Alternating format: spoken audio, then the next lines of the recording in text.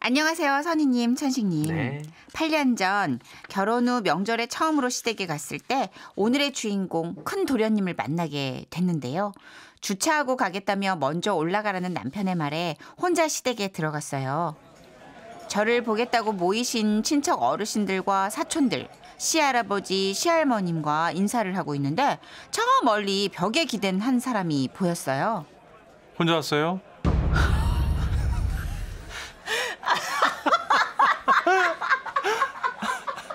이렇게 말하면 안 되지 않나, 그죠? 잠깐만. 너무 잠깐 마음의 준비를 좀 할게요. 특이하다. 큰 도련님이었어요. 남편한테 듣기론 밤마다 놀러 다니는 거 좋아하고 풍류를 즐길 줄 아는 사람이라고 들었죠. 그러다 보니 일상적인 대화를 할 때도 이게 불쑥불쑥 반문화의 언어들이 튀어나오는 것 같더라고요. 왜 혼자 왔어요? 저 주차한다고 저 먼저 올라왔어요. 그래서 혼자셨구나. 네. 오늘 친척분들 정말 많이 모이셨어요. 네. 네. 저도 이렇게 다 온 건 처음 봐요. 네. 특히 우리 이모네 식구들 싸워가지고 안 본 지 꽤 됐거든요. 저기 이모, 몇 명이서 왔어요?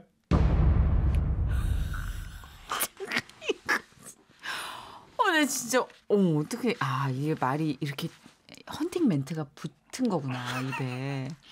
이런 거 제가 힘든데. 저기요 그렇게 들으려고 듣는 게 아니라요. 나이트 클럽이나 뭐 이런 데 가면 많이 만난 남자들 특유의 말 있잖아요. 지금 문천식 씨가 너무 잘하고 있어. 정말 소름 끼치는데요. 네, 뭐 일상이었으니까. 그렇게 인사를 하고 나니까 저녁이 됐고 친척 어르신들과 맥주를 주거니 받거니 마시게 됐죠. 아따 우리 조카 며느리 내가 주는 잔도 한 잔 받아야지. 네. 자, 예. 어이 나도 한 잔 주시게. 네, 할아버님 올해도 건강하세요. 아우 세아가 오늘 기분인데 우리 러브샷 한번 하자. 그러니까요, 아버님. 그렇게 즐겁게 마시다 보니 테이블이며 바닥이며 맥주병이 나뒹굴기 시작했고 그때 우리 큰 도련님이 작은 도련님한테 말했어요. 여기 병 좀 치워줘. 어디서 많이 듣던 멘트인데. 나 진짜 익숙한데 이거. 정신이 확 들더라고요. 여기랑 여기 병도 좀 치우고 그리고 마른 안주 좀 채우자. 왜? 혹시 저 수박 같이 되나? 그 숙녀분들 앞쪽으로 탄산 좀 깔아주고. 알았지? 그러거나 말거나 어르신들은 취하셔가지고 옛날 얘기들을 막 하시면서 싸우기 시작하셨고 조금 덜 취한 남편과 저 그리고 큰 도련님은 입 다물고 조용히 있었는데요.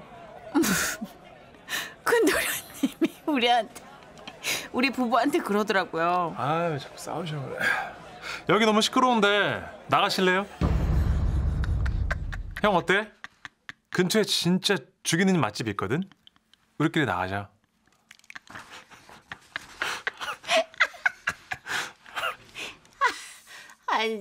아가씨 때 한창 나이트 다닐 때. 선주 씨도 다녔네. 그럼 제가 어떻게 알겠어요? 맞아. 네, 오빠 너무 잘해요. 춤추고 있으면 남자들이 다가와서 그랬거든요. 여기 너무 시끄러우니까 둘이 나가자고요. 응? 그 시끄러운 데를 왜 기들어와가지고 왜 나가자고 자꾸. 여기 너무 시끄러워요. 나가죠. 네? 그때 생각이 나가지고 그냥 자꾸 피식피식 웃었더니 남편이 왜 웃냐는데 이건 대답할 수 없는 문제잖아요. 그렇죠. 어쨌든 그렇게 강렬했던 첫 만남 이후 큰 도련님과는 한 8년 정도 왕래가 거의 없었는데요. 예. 며칠 전에 남편이 출근 준비를 하면서 큰 도련님을 깨워달라고 하더라고요. 아침에 깨워주기로 했는데 전화를 안 받는다고요. 뭐 어색하긴 했지만 전화를 걸었습니다. 다행히 받으시더라고요. 여보세요. 아직도 주무세요. 일어나야죠. 누구? 누구지?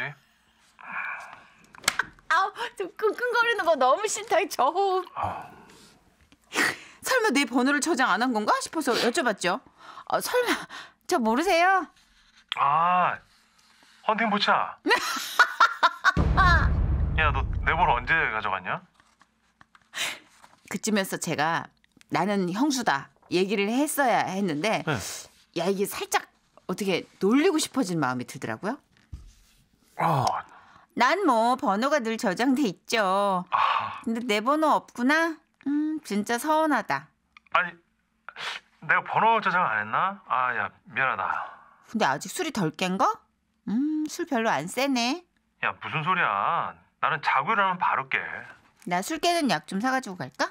집이 어디였더라? 지라시 아파트 103동 301호 맞지? 어? 뭐야?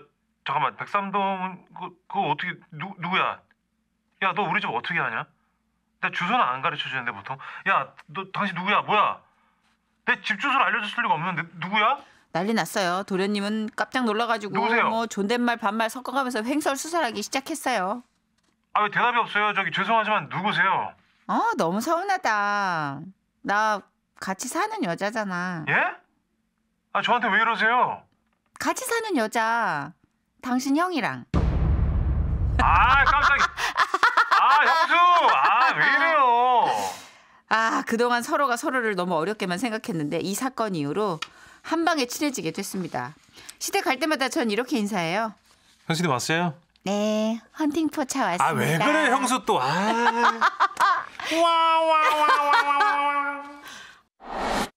안녕하세요, 선희 언니, 천식 오빠. 부끄럽고 또 부끄러운 사연이라 익명을 꼭 부탁드립니다. 요즘 코로나 때문에 재택근무 많이 하죠? 저 역시 그래요. 업무는 집에서 처리하고 회의는 하루 한 번 온라인으로 하죠. 4살 딸, 8살 아들도 온라인 수업을 해서 늘 집에 있고요. 그날은 오후에 회의를 하기로 한 날이었어요. 그래서 아이들한테 신신당부를 했죠. 얘들아, 엄마 회의하니까 이제부터 컴퓨터방에 들어오면 안 돼? 회의가 뭐예요? 회의는 회사의 높은 분들하고 막 얘기하는 거야.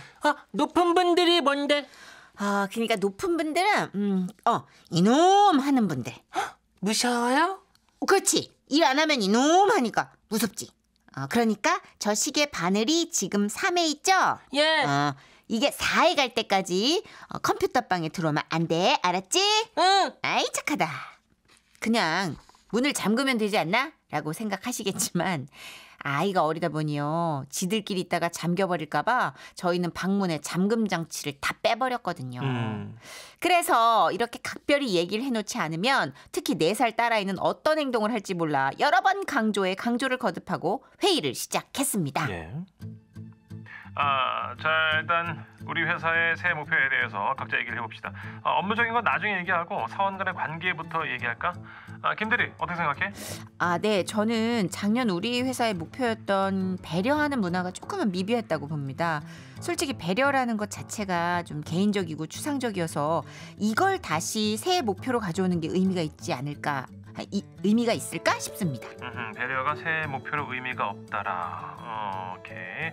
자, 또 다른 사람 의견은요? 그런데 그때였습니다. 갑자기 방문이 벌컥 열리더니 우리 딸애가 난입을 해 들어와 소리쳤어요. 엄마, 찌찌 가이기 했어요.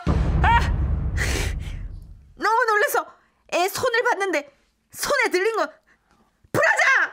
찌찌 가이기. 아이는 그 속옷을 컴퓨터 화면에 대고 흔들며 웃고 있었어요. 저기 어머, 죄송합니다. 어머. 엄마, 저 아저씨가 이놈 아저씨예요? 와, 설사똥처럼 생겼어. 나가. 엄마가 컴퓨터방에 오지 말랬잖아. 천식아 뭐해? 동생 데리고 나가야지. 어머, 죄송합니다. 나가. 야, 너 이리 나와. 엄마가 4시까지 들어가지 말랬잖아, 너. 얼른 가. 얼른 빨리. 죄송합니다. 얼른. 끌려나간 딸은 결국 울음을 터뜨렸고 저는 컴퓨터 화면에 연신 죄송합니다를 연발하고 다시 회의를 시작했는데요. 자, 그럼 이번에는 우리 회사 수출 입건에 대해서 얘기를 좀 나눠보죠. 작년에는 수출에 많은 어려움이 있었고 그래서 이 분야에 대한 목표를 줄이자 뭐 이런 얘기도 나왔지만 그때였습니다. 또 문이 벌컥 열리더니 딸이 들어왔어요. 엄마 똥꼬 가이기 했어요?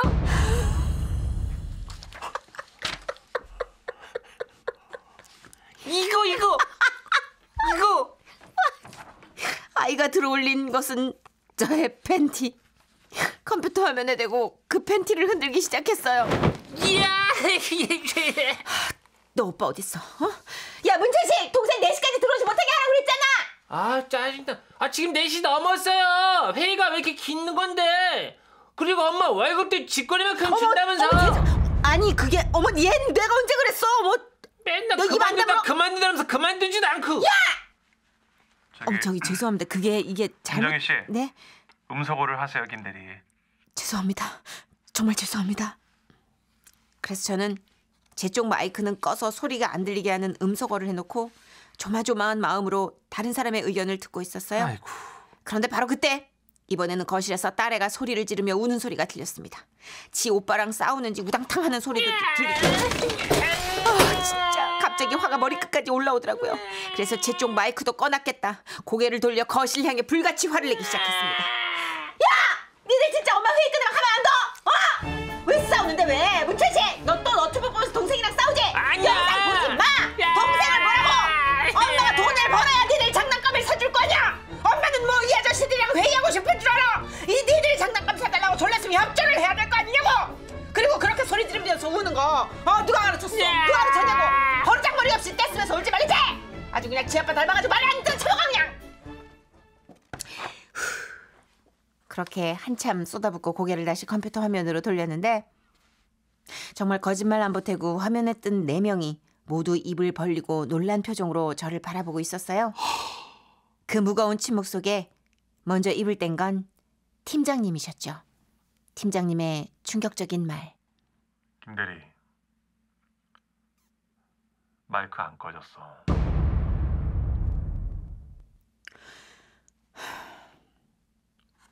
좀 나가주세요. 혼자 있고 싶어요.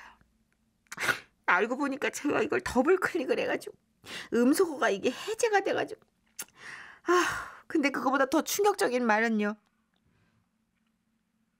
소리 지르고 울던 아이는 응? 응?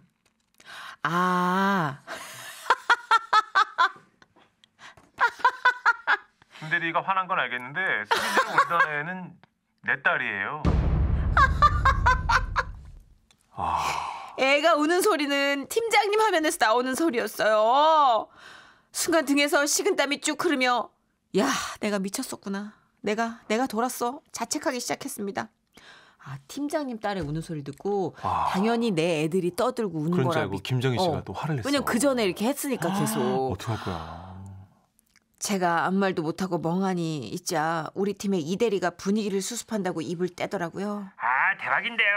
앞으로 PPT 발표 같은 건 김대리님이 하시면 되겠어요. 목소리가 우렁차셔가지고 되게 잘하시겠네요. 그죠, 여러분? 죄송합니다. 정말 죄송합니다. 아니야. 죄송한 뭐. 늦둥이 딸이라 오냐 떼쓰미 울도록 키운 내 잘못이지 뭐. 그리고 나도 회의하고 싶어서 하는 건 아닙니다, 여러분. 김대리도 고생 많네. 아니 저기 그게 그런 의미에서 오늘 회의는 여기까지로 하고 죄송합니다. 앞으로 회의는 일주일에 2번으로 줄이도록 합시다. 그럼 다음 회의 시간은 단체방에 올리도록 하겠습니다. 네, 그 음소거 버튼 네. 앞으로 네. 잘 눌러 주셔야 돼요. 네, 죄송합니다. 다들 저녁 잘 보내시고. 네, 팀장님 안녕히 가십시오. 건강하십시오. 저는 회의 나가기 버튼을 누르고 제 머리채를 스스로 잡았습니다. 그래도 다행인 건 재택이라 다음날 팀원들 얼굴은 안 봐도 된다는 거였는데요. 제발 이날의 기억이 하루빨리 팀장님 머릿속에서 지워지길 바라며 우리 팀장님께 꼭 전해주세요. 팀장님이 오신 지 얼마 안 돼서 늦둥이를 키우시는지 전혀 몰랐어요. 뭐 애들이 다 울면서 크고 그러는 거죠 뭐. 그럼요. 울어야지 애죠. 제발 그날 일은 빨리 잊어주세요. 정말 이놈의 코로나 빨리 끝나가지고 사무실에서 일하고 싶어요. 사생활이 없어. 안녕하세요, 누님 형님. 요즘 코로나로 누나가 재택을 하면서 조카들을 좀 돌봐주고 있는데요. 예전에 제가 어렸을 때 할머니께서 저를 돌봐주시던 시절이 생각나서 처음으로 글을 올려봅니다. 보통 할머니들은 손주들과 놀아줄 때 져주지 않나요? 하지만 저희 할머니는 달랐습니다. 무조건 이겨야 하셨어요. 할머니께 실뜨기를 배우는데 제가 그 당시 고사리 손으로 이렇게 저렇게 하다 보면 얼마나 서툴렀겠어요. 할머니 이렇게 뽑으면 되는 거야? 그냥 그렇게 대강 형. 뭐 내가 그렇게 기를 쓰고 이기려고요. 볼썽사납게. 이렇게 집어넣어서 바깥으로 돌리. 했다. 할머니 차례야. 옳거니. 내 차례요? 응. 할머니는 현란한 손길로 실뜨기를 시작하셨어요. 으이자, 이쪽 실은 저쪽으로, 저쪽 실은 이쪽으로. 으이자, 점. 할머니. 손가락 움직이지 말고 가만히 있어. 나는 끝. 빨리 해봐. 별 모양을 내가 어떻게 할머니 비워. 뭐요? 쳤다고 우는 거요? 아니 애가 뭘 누구 닮아가지고 이렇게 승부욕이 강한 거요? 볼썽사납게. 그렇게 가차없이 절 이기셨고 가족들과 윷놀이를 할 때도 저를 조금도 봐주지 않으셨어요. 어린 제가 윷을 던지면 낙이 드는 경우가 많았는데요. 다른 가족들은 그거를 좀 관대하게 봐줬거든요. 옳거니 낙이다. 이 낙이요. 그 광영이는 애기니까 어머님 다시 던집시다. 건드리지 마. 에? 아니에요 엄마 그래도 움직이지도 마. 잠깐. 아이 지금 네 방구 때문에 육가락이 펄럭펄럭거리잖여. 이번 판 나가려. 망했어. 다시 해.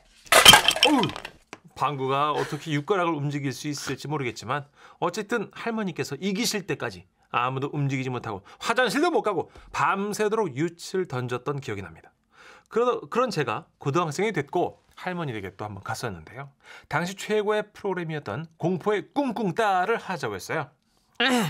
저건 뭐 어떻게 하는 건데? 할머니 그 끝말잇기인데 응. 세 글자로만 말하면 되는 거예요. 아셨죠? 시작할게요. 꿍스 꿍스 꿍스 꿍스 꿍스 꿍스 토요일 꿍꿍따. 일본 놈. 네. 아니, 원래 국어 사전에 나오는 말만 되지만 뭐 할머니 처음 하시는 거니까 그냥 할게요. 1번 놈. 오케이. 놈팽이 꿍꿍따. 이 일본 놈. 아니야.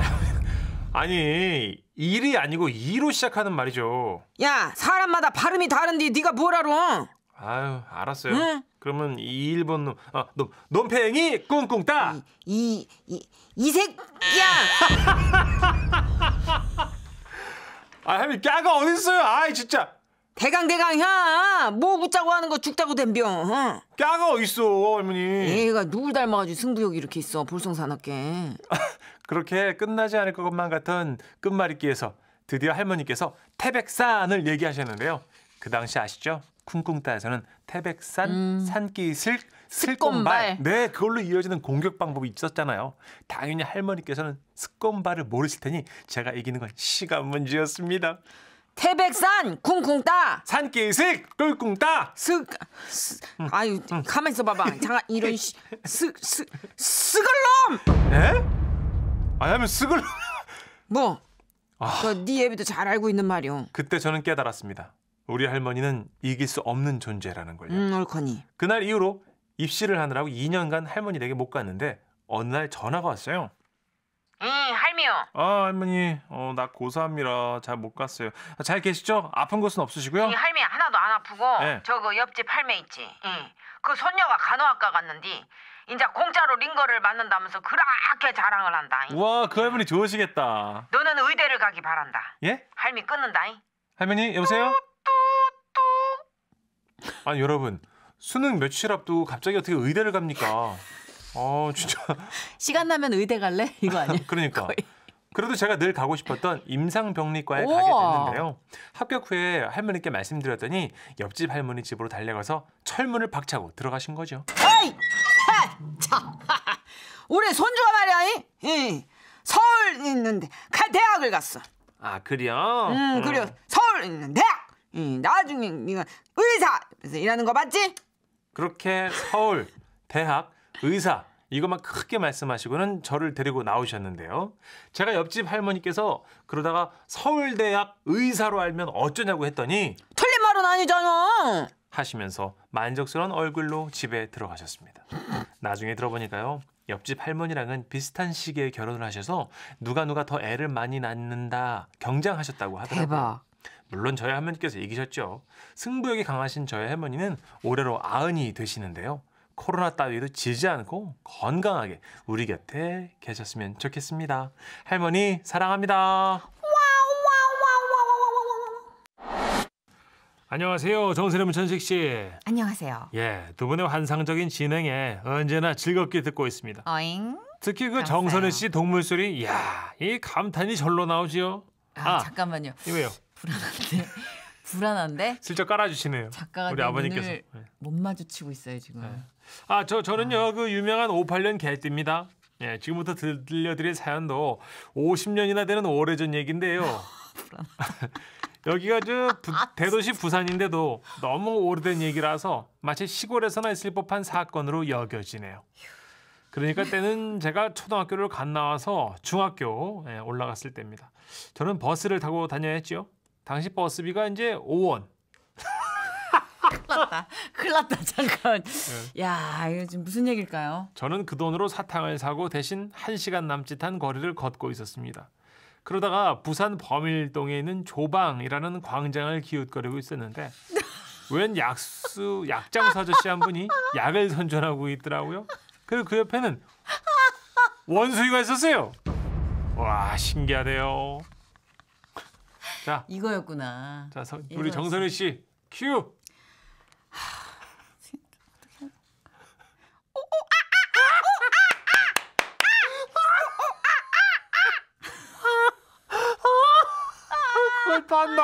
그걸 또 한다. 아유, 잘하시네 정선혜 씨. 그 원숭이가 신기하더라고. 그래서 제가 그쪽으로 가본 거예요.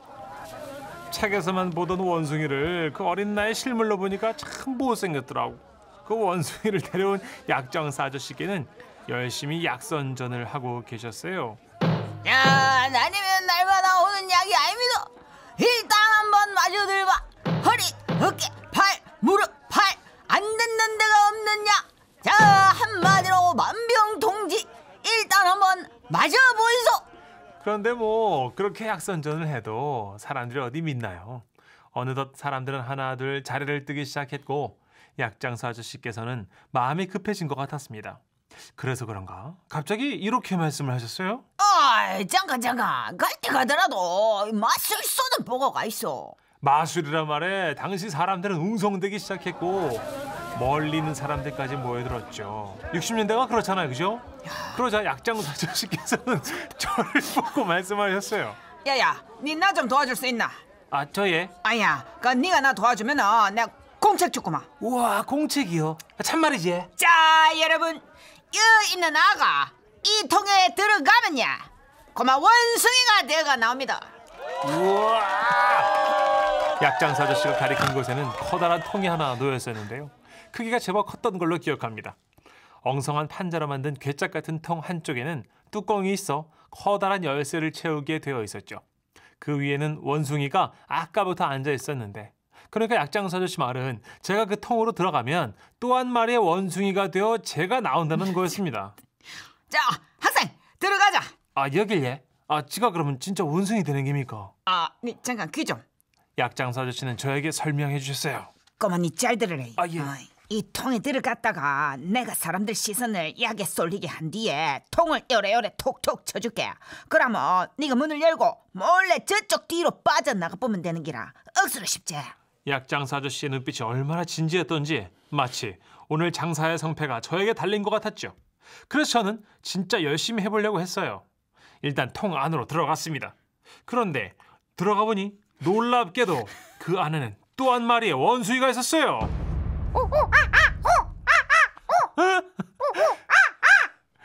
아까 제작진들한테 나 잘 못한다 그러지 않았어요? 원숭이 어떻게 하는 건데 언니 잘 몰라 그러지 않았어요 혹시? 본능. 몸이 기억해. 그래, 이렇게 잘한다. 몸이. 네. 그러니까 애초에 두 마리 원숭이를 가지고 마치 제가 원숭이로 변한 것처럼 꾸미시겠다 뭐 그런 얘기였죠. 저는 원숭이 앞에 조심히 앉아서 아저씨 사인을 기다렸습니다. 그런데요, 이 원숭이 채취 냄새가 정말 고약합니다. 그래서 저는 숨을 쉬기에 엉성한 판자와 판자 사이로 코를 내밀고 밖을 내다봤어요. 사람들이 막 모여들더라고요.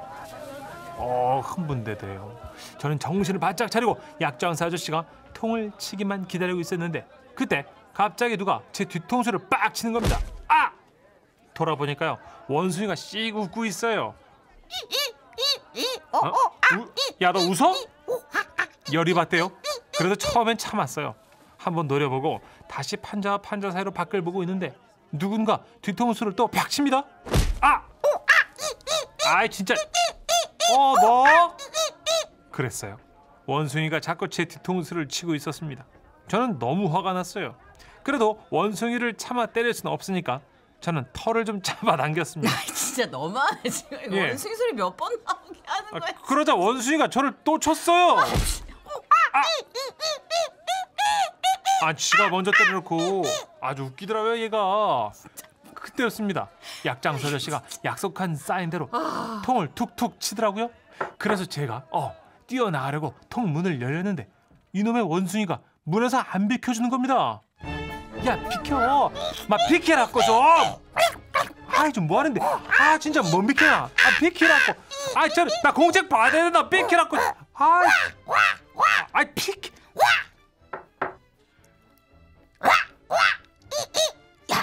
야, 니 안 나오고 뭐하노? 네. 지금 나와야 된다고. 지금 나오라고. 아 저도 나가고 싶었습니다. 그런데 그 모든 게 원숭이 때문이었어요. 결국 저는 이렇게 까불기는 원숭이에 가로막혀서 그 타이밍에 제대로 나가지 못했던 거죠. 기다리던 사람들 하나둘 자리를 뜨기 시작했고 모든 걸 포기한 약장사 아저씨가 통의 문을 열어주었죠. 나와라. 아 지가 이 아저씨 나가려고 했는데요. 이 원숭이가 얘 지를 막 때렸어 얘. 니 자식. 우리 원숭이가 얼마나 순한데 사람을 때리노? 아니다. 아까는 얘 지를 막 때리고 얘 막 밀고 막 뒤통수 치고 얘. 시끄럽다 고마. 우리 원숭이 뭐 하면 그만하고 가라 고마. 진짜입니다. 아 참 아저씨 제 공책은요? 이게 미친나? 니 공책이 어딨노? 약 한 개도 못 팔았는데. 어이구 우리 순둥이. 어이 답답했지? 그래 가자. 와 저는 정말 억울했습니다. 공책 하나 받아보려고 원숭이 냄새 맡으면서 막 뒤통수도 맞았는데 아무것도 받은 게 없다니요. 그날 터벅터벅 집으로 돌아오면서 계속 풍기는 원숭이 채취에 코를 틀어 막았는데요. 집에 오니까 어머니가 저를 기다리고 계셨어요. 니 고마 진짜 내쫓기고 싶나? 어머니요 와예. 장터에 있었다며. 곧바로 집에 안 오고 거기서 뭐 했노? 어이? 아이고야 이 냄새. 야 장에서 뭐 했노? 그게 아니고 예 어머니 내가 사실은 원숭이한테 맞았어 예. 약장사 아저씨 내 원숭이가 제 뒤통수도 막 때리고 예. 지를 막 밀치고 예. 아이고 남사 씹으려봐라. 공책을 준다 했는데 주지도 않고. 아이고 동네 챔피하라. 얼마나 못났으면 사람이 원숭이한테 처맞고 다니노? 어이? 버스비 학교 뭐 했노? 사탕을 사가지고 주머니에 이었는데 있지? 원숭이가 내 사탕도 훔쳐갔어 예. 엄마야 내가 모지리를 낳다 모지리를 참말로 창피해가 못 산다. 사람으로 태어나가 원숭이한테 처맞고 사탕 뺏기고 뭘 잘했다고 우나 어뚜가 안 그치나. 그 후 50년 동안 저는 동물원에 가서도 절대 원숭이 근처에는 가지 않았습니다. 이 자리를 빌려 50년 전 중학생이었던 내 뒤통수에 때린 원숭이에게 한마디 하겠습니다. 진짜로 엄마 니 그렇게 사는 거 아니다. 이 원숭이 깡패 자스가. 어이? 다시 만나면 내가 진짜 니 가만 안 둔다.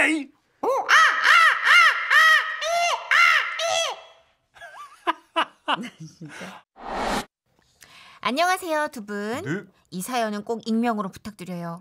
저는 새 아이를 출산했는데요. 새 아이를 낳으면서 3번 모두 힘주지 말라는 말을 들으며 낳았습니다. 에? 수술한 거 아니냐고요? 당연히 아니죠.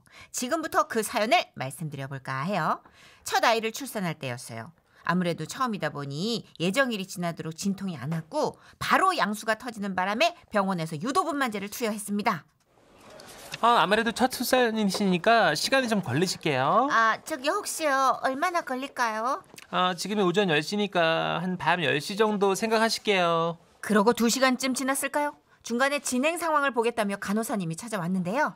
잠깐 보실게요. 산모님 힘주지 마세요. 네? 내쉬는 호흡 하지 마시고 들이키는 호흡만 하세요. 지금 숨을 들이켰는데 어떻게 안 내쉬어요? 예? 따라하세요. 이렇게요? 지금 바로 분만실 가실게요. 잠깐 힘주지 마시라니까요. 힘 어떻게? 네, 하세요. 예. 후 하지 마세요. 예. 이렇게. 이렇게요? 네네. 그렇게 몇 번 하다가 분만실에 도착만 했는데요.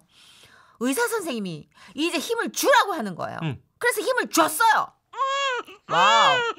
호흡 몇 번에 공주님이 태어났어요. 우와. 그렇게 3년이 흐른 뒤 둘째를 출산할 때가 됐는데요. 친정에서 편안하게 있어서 그런가 아이가 나올 생각을 안 하더라고요.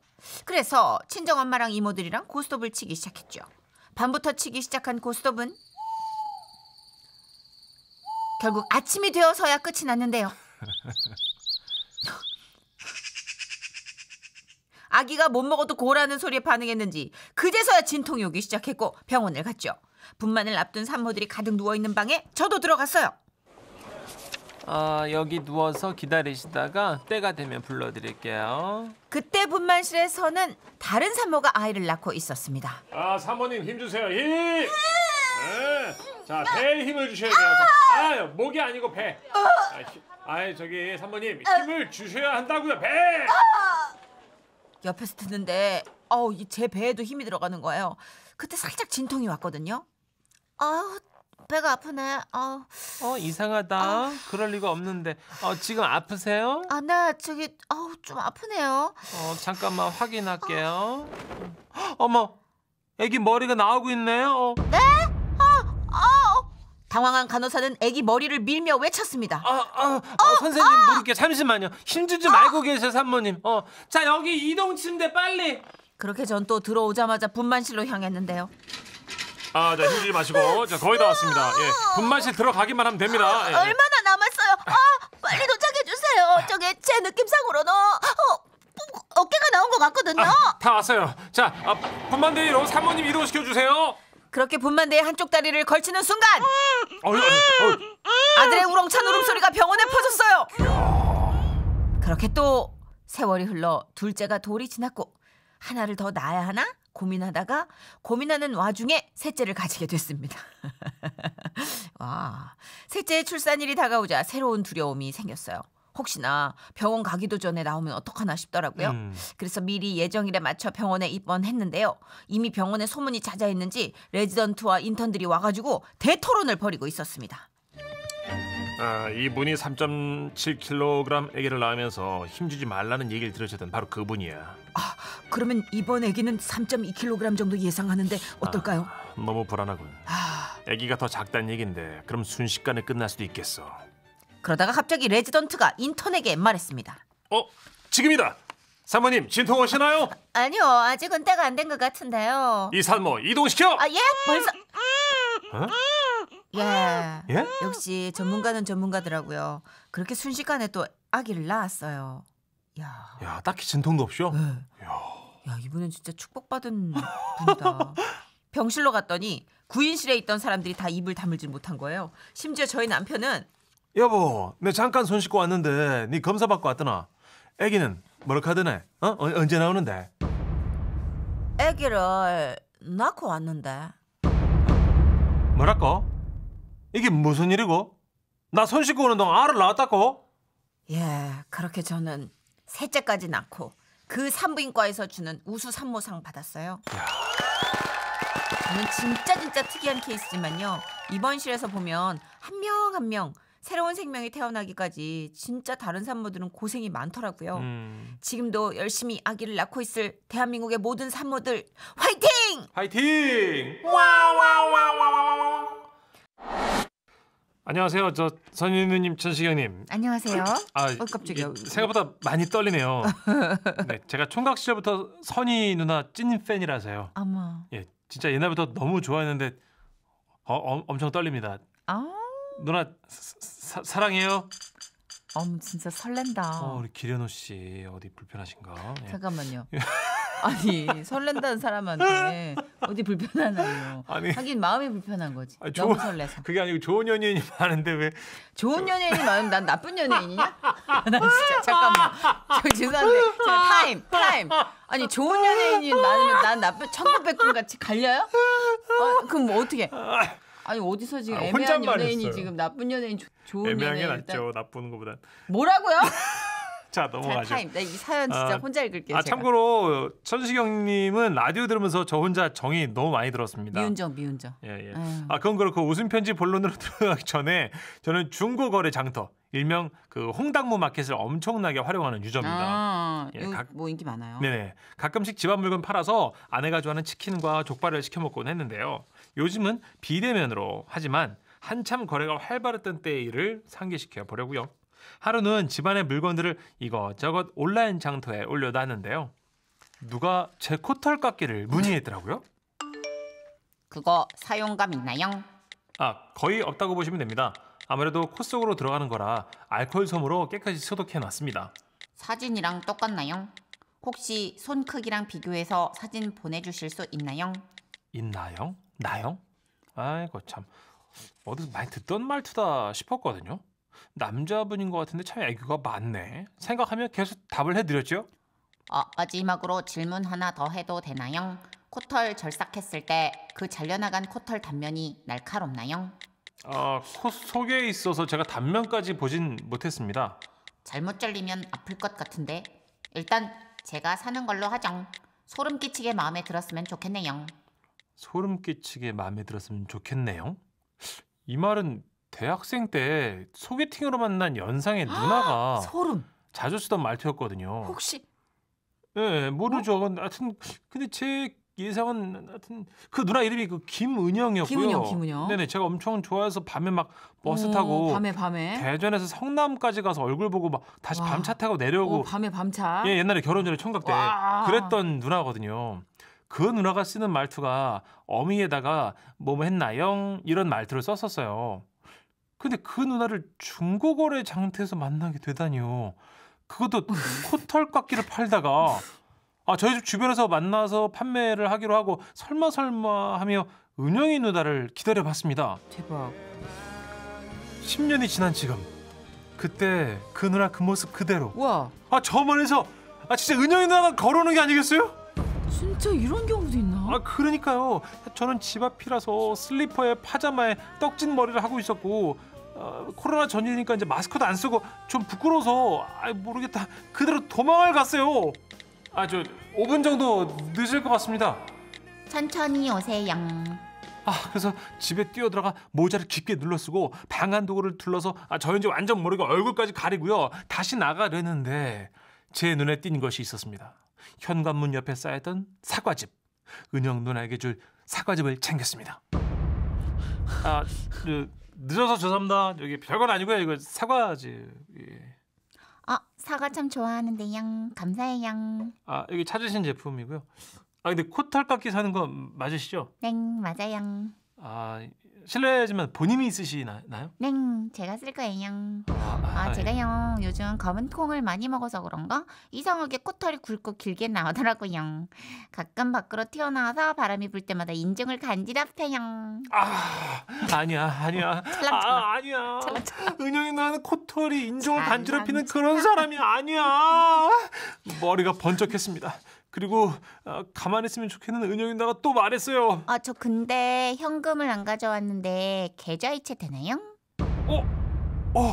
계좌이체를 하게 되면 제 이름을 알게 될 거고 이 상황이 이상하게 될 것 같은 거예요. 급하게 아내의 계좌를 알려주기로 마음먹었죠. 은행 어플 켰거든요. 지금 불러주시면 되는데. 예, 그러니까 계좌가 그 110 네? 그 다음이 저기 죄송한데 본인 계좌 맞아요? 네 맞습니다. 저 사기꾼 아니에요. 저희 아내의 계좌라서. 잠시만 전화 좀 제가. 네네. 여보 난데. 여기 사과즙 훔쳐서 나갔어? 아내 목소리가 너무 커서 은영 누나가 들었을 것 같더라고요. 역시나 은영 누나는 입 모양으로 괜찮아요라며 사과즙 3개를 다시 살포시 제 종이 가방에 넣어줬어요. 하나, 둘, 셋, 넷. 뭐야? 3갭이잖아. 잠깐 가져 나왔어. 중고거래 하느라고 다시 가져갈 거야. 왜 그래? 알았어. 다 팔았으면 올 때 족발 좀 사와주라. 같이 먹자. 알았지? 진짜. 아내의 계좌는 못 물어보는 바람에 어쩔 수 없이 누나에게 말했습니다. 저기 사실은 어떡하지? 무료로 드릴게요. 네? 코털 잘 깎으십시오. 와우, 대박. 감사드려요. 사과 좀 맛있게 드세요. 그렇게 제 첫사랑 은영이 누나는 대박. 제가 준 사과즙을 저에게 다시 선물하며 멀리 떠나갔습니다. 그 누나와의 사랑은 15년도 더 지난 일인데 뭐가 그렇게 부끄럽다고 무료 드림까지 하고 집에 오는 길에 혼자 어이없어서 웃었네요. 덕분에 아내 족발은 제 용돈으로 샀습니다. 그렇게 1년 후 이렇게 지금 라디오 시대에 사연 올리고 있네요. 상품을 받게 된다면 아내한테 주면서 솔직히 말해보려고요. 그리고 은영 누나 듣고 있어? 코털 잘 깎고 있는 거지? 진짜 정소연 씨까지 왜 그래요?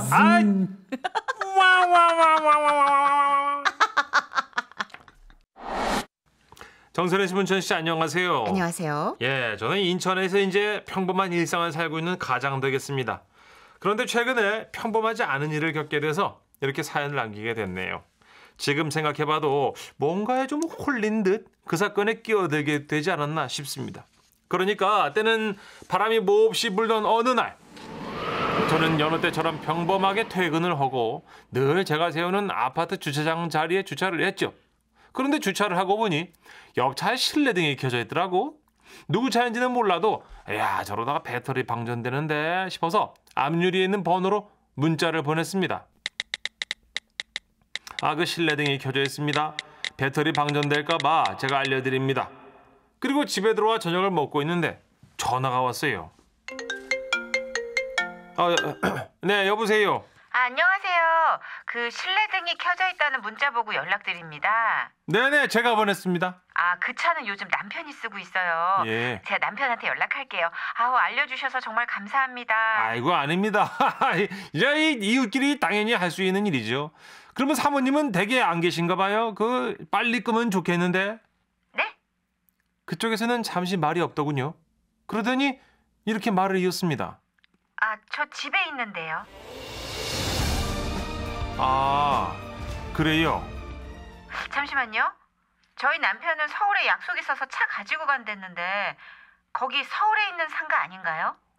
여기는 인천 아파트. 이야. 이거 어떡하냐. 그분과 저 사이에 이유 없는 침묵이 흘렀습니다. 뭔가 많이 이상하군요. 예? 우리 집은 남양주거든요. 남편은 서울에 약속 있다고 했는데 차는 인천 아파트 주차장에 있다고요. 순간 예사롭지 않은 상황임을 감지하였으나 제가 관여할 일은 아닌 것 같아가지고 저는 이제 그냥 확인을 해보시라 이런 말과 함께 서둘러서 전화를 끊었어요. 제가 거기 이제 휘말리면 이제 서로 힘드니까. 그런데 잠시 후 모르는 번호로 또 전화가 왔어요. 안녕하십니까. 저는 까만색 차량 차주인데요. 실내등 켜져 있는. 제 아내하고 통화하셨다고요. 아무래도 아까 그 여자분의 남편 같더라고요. 선생님이 문자 주신 거 맞으시죠? 저는 이제 일단 제가 혹시 괜한 누를 끼쳤나요? 아유 아닙니다. 선의로 알려주신 건데요. 기죠? 다행이네요. 예. 근데 제 번호는 어떻게 하셨을까? 예. 아내가 문자를 캡처해서 보내주더라고요. 심한 욕과 같이요. 저한테 화가 좀 많이 난 것 같습니다. 예. 이거 이제 저는 다른 뜻이 있는 게 아니고 본의 아니게 이렇게 됐으니까 제가 죄송하네요. 아유 아닙니다. 선의로 해주신 일인데요. 그렇죠. 예. 근데 아내가 지금 법원에 가겠다 어쩐다 난리가 나가지고. 법원이요? 예, 아내한테는 서울에서 친구를 만나는 걸로 돼 있었거든요. 예. 돼 있다고요? 예, 그게 무슨 말씀이실까? 예, 사실 지금 제가 아내 몰래 인천에 낚시를 왔습니다. 아이고. 선생님? 예. 선생님 제발 저를 한 번만 도와주십시오. 제가요? 선생님 정말 저 좀 살려주십시오. 사람을 살려요, 제가. 살릴 수 있습니다. 선생님은 그런 좋으신 분입니다. 제가 이번에 걸리면 제 낚싯대뿐만이 아니에요. 제 다리까지 다 부러집니다. 정말 선생님 제 아내랑 안 살아보셨잖아요. 대단한 여자입니다. 선생님 저 좀 살려주십시오. 그의 목소리가 너무도 절박하게 들려서 저도 모르게 알았다 이렇게 대답을 하고 말았습니다. 그러면 제가 정말 도와주시는 걸로 알고 편하게 말씀드리겠습니다. 그 선생님이 제 친구고 장난을 친 거라고 말씀해 주세요. 예? 차도 서울에 있다고 해주시고요. 뭐라고 말씀하시면 되는지는 제가 문자로 찍어드리겠습니다. 상세하게. 그대로 연기만 해주시면 됩니다. 연기를 하라고요? 선생님은 하실 수 있습니다. 선생님은 사람 하나를 살리실 수 있는 분이에요. 예? 선생님만 믿고 끊습니다. 아이고. 야, 엄청난 일에 휘말려 버리셨네. 이거 너무 어마어마. 문천식 씨도 지금 연기하기 힘들죠? 이거 연기 안 된다. 나는 이걸 실제로 겪었다고? 야, 이게 찐이라고요? 전화를 끊고 나니까 곧바로 문자가 오더군요. 자, 그 남자분의 이름과 제가 전화해서 어떻게 말하면 되는지가 대본처럼 이렇게 훅 나왔어. 이제 거기 지라시처럼 나왔어 이렇게. 대본상 저는 이제 어떻게 됐냐면 5년 전 돌잔치 때 봤던 그의 친구 태민이로 돼 있더라고. 태민이래 나보고. 그래갖고 일단 내가 전화를 했어요. 여보세요? 재수 씨야. 놀라셨어. 그죠? 예, 이제 그 봉석이한테 들으셨는데 내가 이제 5년 전에 그 은정이 돌잔치 때 봤던 태민님이 오셨다. 왜 그때 제가 그 은정이가 남자애 같다고 해가지고 제수씨한테 혼쭐 났잖아요. 그죠? 아, 내가 아직도 그때 생각을 하면 아주 그냥 그 오랜만에 봉석이 만나가지고 제가 이제 골탕증을 먹인다고 이제 공갈을 쳤죠. 그런데 과했던 것 같습니다. 아이고, 이 우리 제수씨가 이제 화나셨다고. 예, 죄송합니다. 그러면 그가 보내준 문자의 대본은 여기까지여서 제가 아주 자연스럽게 너무... 이제 왜요, 정선혜 씨? 너무 발연기. 아니야, 아주 너무 비극이 예상되는 가발연기, 상발연기. 아니, 이 정도면 내가 하여튼 아주 자연스럽게 물 흐르듯이 아주 연기를 하고 서둘러 전화를 끊으려는데 전화기에서 저를 붙잡는 소리가 들렸어요. 잠깐만요. 궁금한 게 있는데요. 예? 근데 왜 주변이 조용할까요? 분위기가 싸늘하다. 보통 여자가 아니야. 아, 그 여기가 화장실이라 가지고 이제 병석이가 이제 뭐 어쩌고 할까봐 이제. 병석이요? 아, 정석이었죠. 제 남편은 봉석입니다. 김봉석. 제가 지금 봉석이라고 했을걸요? 근데 태민 씨라고 하셨죠. 고향이 부산이시라면서요. 그때는 사투리 쓰셨는데. 맞나? 그거를 기억하네 얘. 맞쓰지 얘. 지금 억수로 사투리 심하지 얘. 나는. 아니다. 그분이 다른 분. 아, 민석 씨다. 그분은 광주라고 하셨나? 태민 씨는? 아따, 광주요. 그것을 기억하네요. 재수 씨가. 요잉. 참말로 대단하네요. 저잉. 저는 경기도 광주 말씀드린 건데. 이야, 이거 쉽지 않네. 이거 순간 모든 게 다 잘못됐다는 생각이 들면서 이분이 뭐가 다 알고서 이제 나를 테스트를 하는구나 싶은 생각이 들었습니다. 태민 씨, 예?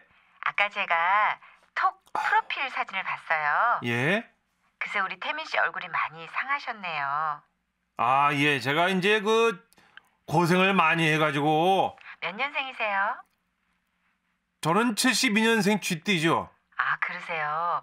우리 남편하고 딱 12살 차이 나는데 친구라고요? 그냥 쥐띠만 말할걸.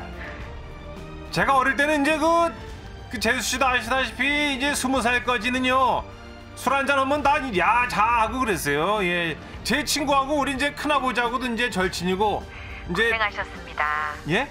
연기하시느라 많이 힘드셨죠? 방금 쿵 들었죠?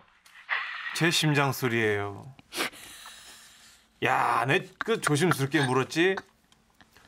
저 재수씨요. 그러면 이제 그 김봉석 씨는 어떻게 됩니까? 생각 중인데요. 일단 주차된 그 차는 지금 견인시킬 거니까 거기 주소 좀 알려주시고요. 저희 집 현관 비번은 아까 바꿔놨습니다. 그 사모님, 재수씨, 아니 사모님, 그 제 일은 아니지만 그 낚시가 죄는 아닙니다. 이번이 36번째예요. 그래요. 거짓말하고 나간 게. 설마. 같은 남자라고 무조건 편들지 마시고 생각을 좀 해보세요. 예. 제가 출산하기 전날에도 낚시 갔다가 다음날 배 끊겨서 우리 애 태어날 때 옆에 없던 인간이에요. 그리고 각서 쓰고 다시는 낚시 안 간다 그래놓고 저한테 거짓말하고 걸린 것만 36번이라는 거죠. 그냥 간 건 100번도 더 넘죠. 이런데도 저를 탓하시겠어요? 아니요. 제가 진짜 예. 살다 이런 인간은 처음. 여보세요? 듣고 계신가요? 여보세요? 아, 그날 저는 너무 피곤했어요. 간 수치 올라가셨겠다. 너무 피곤해. 예. 듣기만 해도. 지나가던 할아버지 만나면 어이 친구 이러겠더라고. 아니 뭐야, 선의로 시작된 일인데. 그러니까요. 제 일도 아닌데 제가 알 게 뭐예요. 진짜 그렇게 알겠다. 전화 끊었어요. 저는 그때는 이제 짜증이 나가지고 그 부부의 번호를 차단해놨는데 뭐 어떻게 그러면 내가 뭐 크게 잘못한 것도 없고. 맞아. 문득 궁금해지긴 합니다. 그 김봉석 씨는 그날 어떻게 됐을까? 그 정선혜 씨, 문천식 씨가 그 김봉석 씨한테 좀 전해주세요. 봉석 씨 잘 지내죠? 그 후로도 설마 낚시를 갑니까? 아무튼 여러 가지로 행운을 빌어봅니다. 늦었지 않기를 바라면서요. 여기까지입니다. 안녕하세요, 써니 언니, 천식 오빠. 현재 제가 다니고 있는 직장에서 있었던 저의 우습고도 슬픈 이야기를 하려고 해요. 저는 회사에서 평소 엄청 검소한 직원으로 알려져 있어요. 출근할 때는 늘 같은 옷. 왜냐면 회사 예쁜 거 입어서 뭐해요, 그렇죠? 거기 누가 없구나. 거기에 헤어스타일도 같고 집까지 30분 거리인데 매일 걸어 다니거든요. 제가 직원들에게 커피라도 돌리는 날에는 아이, 이거 뭐야? 커피야? 아니 설마 진짜 우리가 알고 있는 그 캔커피 맞아? 아, 예. 편의점 마일리지가 쌓여서 샀어요. 야 이거 뭐 먹겠구만. 대대손손 남겨야지 이걸. 내가 이거 어떻게 받은 커피야 이게. 아이고야 송구해서 이거. 이 정도로 제가 짠순이었는데요. 하루는 후배가 업무에 필요한 자료를 요청하더라고요. 제 USB를 아무 생각 없이 건네줬죠.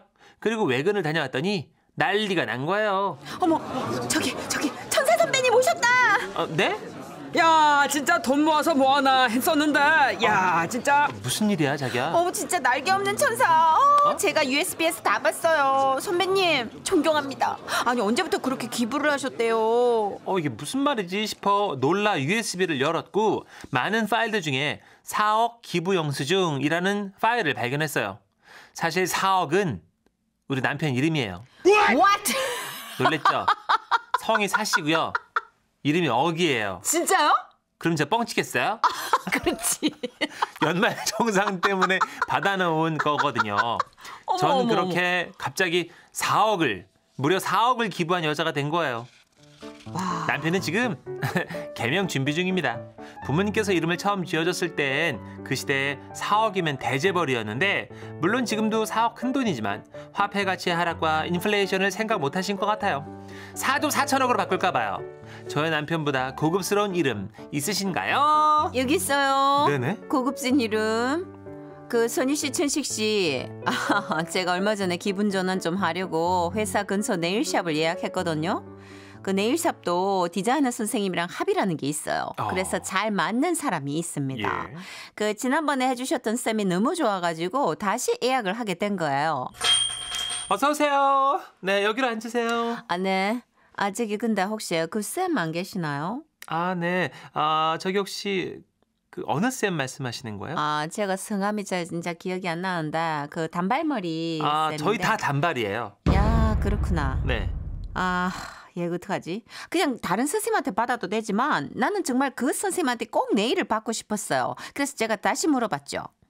혹시요 지난번에 시술 받았던 쌤 이름 그런 거 기록된 거 없는지 한번 체크해 주실래요? 고객님 잠시만요. 찾아봐 드릴게요. 네네. 그러더니 네일샵 직원이 옆자리에 앉은 직원한테 뭐 귓속말 같은 걸 하더라고요. 도라이야. 뭐? 도라이? 어머 진짜 이것들이 나 순간적으로 내 잘못 들었나 싶었어요.